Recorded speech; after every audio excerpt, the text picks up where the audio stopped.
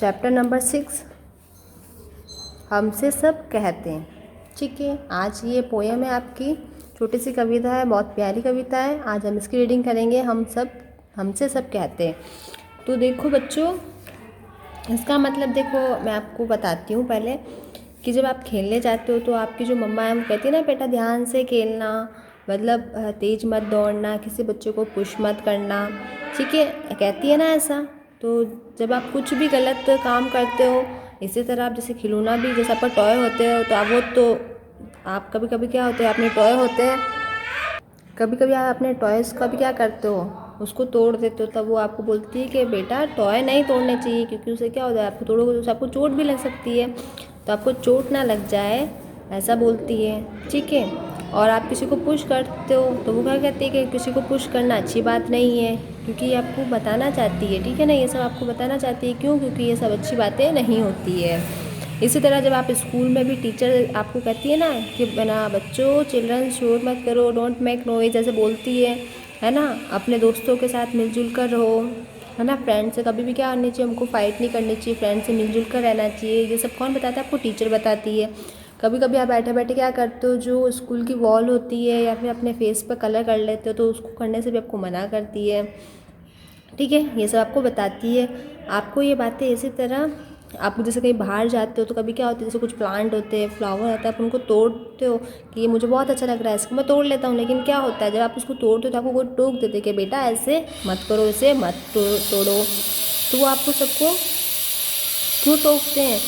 क्योंकि वो आपको क्या करते हैं, अच्छी अच्छी बातें सिखाना चाहते हैं ना। तो देखो अभी आप क्या हो, छोटे हो, ठीक है, इसलिए आपको अभी क्या सीखने की उम्र है।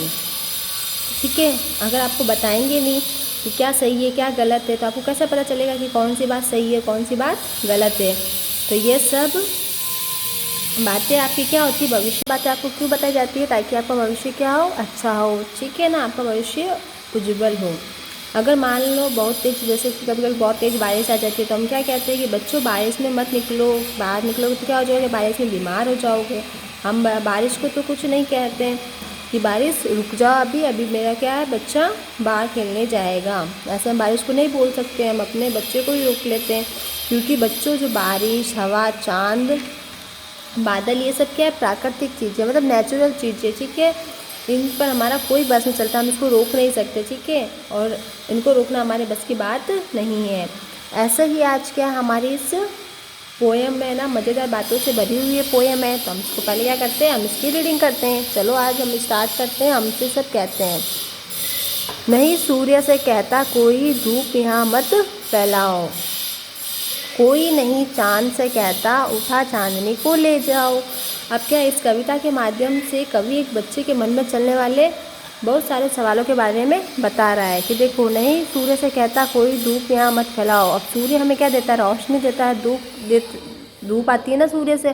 तो सूर्य से कोई क्यों नहीं कहता है कि सूरज तुम यहाँ पे धूप मत फैलाओ, रोशनी मत दो, ये तो कोई नहीं कहता। कोई नहीं चांद से कहता उठा चांदनी को ले जाओ, क्योंकि चांद से क्या मिलती है, हमें चांदनी मिलती है, चांद की भी रोशनी होती है अपनी।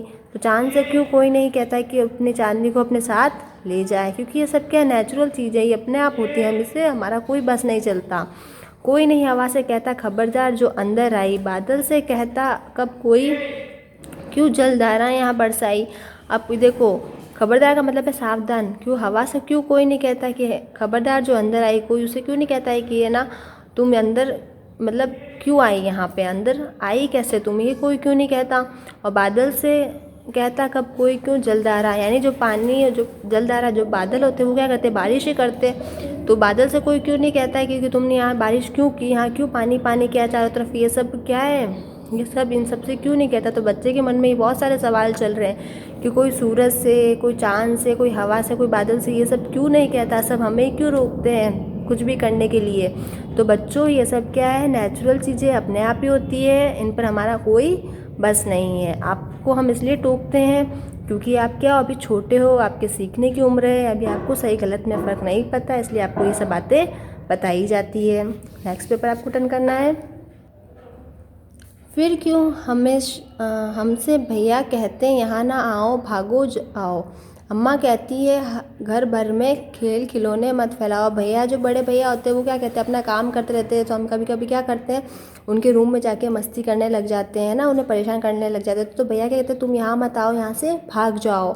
और अम्मा यानी जो हमारी मम्मी होती है, हम क्या करते हैं, सारे जो बच्चे होते हैं वो क्या करते हैं, सब खेल जो अपने जो भी टॉय वगैरह होते हैं वो देखो जैसे इस पिक्चर में बताया सब कुछ फैला दिया है इसने। तो इसलिए वो कहते हैं कि जो भी अपने टॉयज़ हैं उनको यहाँ वहाँ मत फैलाओ, क्योंकि वो यहाँ वहाँ खिलाएंगे तो किसी को भी चोट लग सकती है। तो ये है। पापा कहते हैं बाहर खेलो, खबरदार जो अंदर आए। अब पापा अपना भी कभी कभी क्या काम करते हैं, वो डिस्टर्ब हो जाते हैं बच्चे खेलते हैं तो वो कहते हैं कि तुम बाहर ही खेलो, अंदर मत आओ। अगर अंदर आओगे तो क्या होगा, हम पर ही सबका बस चलता है, जो चाहे वह डांट बताए। तो वो क्या कह रहा है बच्चे कि हम पर ही सबका बस चलता है, कोई जो भी आता है हमको डांट के चला जाता है। तो देखो बच्चों, आपको क्यों डांट देते हैं, क्योंकि आप अभी छोटे हो, तो हम आपको ही डांट सकते हैं और किसी को नहीं डांट सकते। इस वजह से आपको क्यों डांटते हैं, ताकि क्या हो, जो आपका भविष्य है वो अच्छा हो। आपको सही और गलत में फ़र्क बताया जाता है कि आपके लिए क्या सही है क्या गलत है ना। तो देखो ये कविता किसने लिखी है, निरंकार देव सेवक ने। तो ये कविता थी आपकी, ठीक है, बहुत अच्छी कविता थी, आपको उसकी रीडिंग करनी है। अब हम के इसके अभ्यास प्रश्न देख लेते हैं। फर्स्ट है आपका नया शीर्षक। अगर तुम्हें इस कविता का नाम बदलने को कहे तो तुम इसे क्या नाम दोगे। अब आपने कविता पढ़ी है तो आप अपने मन से कोई भी इसको नाम दे सकते हो, है ना। जैसे मैं इसको नाम दे रही हूँ रोक टोक, क्योंकि बच्चों को क्या किया जाता है, रोक टोक करा जाता है, तो इसको हम रोक टोक नाम दे सकते हैं। करो मत करो। पाठशाला में और घर में तुम्हें क्या क्या करने के लिए कहा जाता है और क्या क्या करने के लिए मना किया जाता है, नीचे वाली तालिका में लिखो। तो करो, कतार में चलो, मतलब आपको बोलते हैं ना स्कूल में कि अपनी जो क्लू है उसमें ही चलना है, आपको ध्यान लगा कर पढ़ो। अपना जो मतलब माइंड है वो किस में रखना है, आपको सिर्फ स्टडी में रखना है। अपने खिलौने सही तरह से रखो, जो भी अपने टॉयज़ हैं उनको प्रॉपर तरीके से रखो, ये कहा जाता है आपको। मत करो में क्या बोलते हैं आपको, शोर मत करो, डोंट मेक नॉइज़। टीचर ये कहती है आपको पढ़ाते समय बात मत करो। जब भी आपको स्टडी या कुछ रीडिंग करवाते हैं टीचर तब बोलते हैं ना कि आपको आपस में टॉकिंग नहीं करनी है। धूप में ज़्यादा मत खेलो, धूप में ज़्यादा खेलने से मना किया जाता है ताकि आप बीमार ना हो, है ना। ज़रा सोचो, सूरज चांदनी की रोशनी को भगा देता है, क्योंकि सूरज की मतलब चांद की रोशनी किससे होती है, सूरज से। इसलिए जब जो सूरज है वो किसकी रोशनी भगा देता है, चांद की रोशनी। बादल सूरज की रोशनी को भगा देता है, बादल जब सूरज के आगे आ जाएगा तो सूरज की रोशनी चली जाएगी। तो उसी तरह बता रखा है कि बादल सूरज की रोशनी को भगा देता है। हवा बादल को भगा देती है, बताओ कौन किससे ज़्यादा ताकतवर है। अब पता है आपको, जब बहुत सारे बादल होते हैं, जब तेज़ हवा चलती है, आंधी आती है तो सारे बादल चले जाते हैं। तो क्या हो गया, हवा क्या करती है, बादलों को भगा देती है। तो आपको बता रहा है कौन किससे ताकतवर है। जैसा कि इसमें बताया कि जो चांद की रोशनी होती है वो किससे मिलती है, सूरज से। तो सूरज क्या हुआ, सबसे ताकतवर हुआ। अब बादल है वो सूरज की रोशनी को भगा देता है। जब बादल सूरज के आगे आ जाएंगे और बादल कहाँ छुप जाएगा, बादलों के बीच में छुप जाएगा, तो क्या होगा, सूरज की रोशनी तो चली जाएगी ऐसे ही। तो बादल क्या हुआ, ताकतवर हुआ सबसे। हवा बादल को भगा देती, जैसा कि मैंने आपको बताया, जब तेज़ हवा चलती है तो सारे बादल चले जाते हैं। तो क्या हुआ, हवा सबसे ताकतवर हुई। ओके, तुम्हारी बात। अम्मा पापा भैया दीदी सभी बड़ों का बच्चों पर बस चलता है ना। तो इसी तरह आपको लिखना है तुम्हारा किस किस पर बस चलता है। अब तुम्हारा देखो किस पर चल सकता है, आप लोग किस पे अपना बस चला सकते हो, अपने टॉयज़ होते हैं उन पर, तो मतलब खिलौनों पर, फालतू जानवर जो अपने पेट होते हैं उन पर, और टीवी पर भी आप अपना बस चला सकते हो, ठीक है। कुछ भी कार्टून वगैरह देख सकते हो आप। नेक्स्ट आता है तुम्हारे घर में कौन कौन टोकता रहता है। तो देखो सब बड़े टोकते हैं, जैसे मम्मी पापा ज़्यादा हमको टोकते हैं, तो वो लिखना है। किन किन बातों पर तुम्हें अक्सर टोका जाता है। तो देखो मोबाइल ज़्यादा देखने पर, जब आप मोबाइल ज़्यादा देखते हो तो आपको टोका जाता है कि आंखें ख़राब हो जाएगी, अपनी स्टडी करो, ठीक है, ज़्यादा मोबाइल नहीं देखना चाहिए। और खाना बहुत देर तक खाने पर, अब कभी कभी क्या होता है, हम खाना लेके बैठ जाते हैं बच्चे और उनको धीरे धीरे धीरे खाते रहते हैं, उसमें अपना टाइम वेस्ट करते हैं। तो जब ज़्यादा देर तक खाना खाते हैं तो उस पर आपको टोका जाता है। ओके, नेक्स्ट पे बटन करना है। कौन सी चीज़ें कहाँ, शालू को बहुत सी चीज़ों के नाम आते हैं, उसने नामों का लिखकर पट्टी भर ली, वे नाम मैंने नीचे लिख दिए। अब देखो शालू की सूची, इसने देखो अपनी बहुत सारी सूची बना रखी है, इसमें बहुत सारे नाम लिख रखे हैं इसने। अब शालू ये सोच रही है किस नाम को किस खाने में लिखना है, क्या तुम उसकी मदद कर सकती हो। अब उसने इतने सारे नाम एक साथ लिख दिए। अब आपको ये इंडेक्स दे रखी है, उसमें आपको फिल करना है। यहाँ पे अक्षर दे रखे हैं, या जानवर और पक्षी के नाम लिखने हैं, या खाने पीने का सामान का नाम लिखना है, या खेल का नाम, या फिर सामान का नाम लिखना है। तो देखो इसने ब से क्या लिखा, बकरी, बेर और बल्ला। ठीक है, म से क्या हो गया, मगर, मसाला। म से कोई सामान इसमें है नहीं और ना कुछ खेल का नाम है। ठीक है, तो आपको छोड़ना है। क से कबूतर, ककड़ी, कंकड़ या कबड्डी। ठीक है, ल से लोमड़ी, लड्डू, लट्टू, ये आपको लिखना है। प से इसमें जानवर का नाम नहीं है ना पक्षी का नाम है, तो आप प से लिखोगे पपीता, पेड़ा, और खेल का नाम आ गया पतंग। फिर आ गया ग से गाय, गुलाब जामुन, ये रहा गुलाब जामुन। ठीक है, गुलाब और जामुन अलग अलग, ये मिस्टेक है आपके, तो ये गुलाब जामुन साथ में लिखा जाएगा। ठीक है, फिर आ जाएगा गिल्ली। स से शेर, शक्कर, सहतूत और शतरंज। ओके, तो ये हमने फिल कर लिया है। नेक्स्ट आपके आता है, ऐसे ही खेल तुम और अक्षरों के साथ खेल सकते हो। अलग तरह के खाने भी बना सकते हो, जैसे ट से शुरू होने वाले गोल या लाल चीज़। तो अब हर एक खाने का नाम वर्णमाला के हिसाब से कर्म में लिखो। इसमें जानवर या पक्षी का नाम मैंने टिहरी लिखा है, तो आप पक्षी आगे इसमें लिखते जाना। खाने पीने का सामान लिखा है, जैसे टिकिया लिख दिया, टमाटर लिख दिया, टिंडा लिख दिया। खेल या सामान का नाम टीटी, टेबल और टोपी। ठीक है, हम सब कहते हैं कविता में जिन लोग, चीज़ और जगहों के नाम आए हैं उन्हें नीचे दी गई तालिका में लिखना है आपको।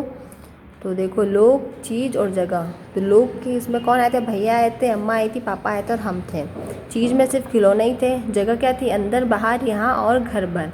ठीक है, नेक्स्ट पेपर टर्न करना है, ये सब आपको बुक में फिल करना है। अब देखो, एक कहानी आई है आपके, ये कहानी तुमने कई बार सुनी होगी है ना, कौवे और लोमड़ी वाली। तो हम इसको पहले पढ़ लेते हैं। एक बार एक कौवे को एक रोटी मिली। ठीक है, लोमड़ी ने सोचा क्यों ना मैं इस कौवे को मुख बना के रोटी ले लूँ। आपको पता था कौवा तो उसको रोटी मिली थी, फिर लोमड़ी थी, वो उसको क्या सोचती मैं इसको मुख बना के इसकी रोटी ले लूँ। तो देखो किस तरह लेती है वो। लोमड़ी बोली, कौवे भैया तुम इतना अच्छा गाना गाते हो, मुझे भी ये गाना सुनाओ। अब वो क्या करती है, अपनी एक चाल चलती है जिसमें क्या होता है, कौवा फंस जाता था। वो बोलती है कि कौवे भैया आप इतना अच्छा गाना गाते हो, गाना सुनाओ। कौवे ने जैसे ही गाने के लिए मुँह खोला, रोटी नीचे गिर गई। अब कौवा क्या, जैसे ही गाने के लिए मुँह खोलता है, रोटी होती है वो नीचे गिर जाती है और लोमड़ी रोटी लेकर चली गई। ठीक है, तो ये आपकी कहानी थी। आओ अब इन्हीं चित्रों में से एक नई कहानी बनाएं। सेम वही चित्र आपको दे रखा है, तो आप इसमें कहानी कुछ बना के लिख सकते हो। तो ये आपको खुद करना है। ठीक है, ये वाला आप खुद करोगे। ओके, हमारी क्लास यहीं ख़त्म होती है, चैप्टर एंड होता है। ये सारा वर्क आपको बुक में फिल करना है एंड सेंड करना है। Okay, have a nice day, keep learning, stay safe.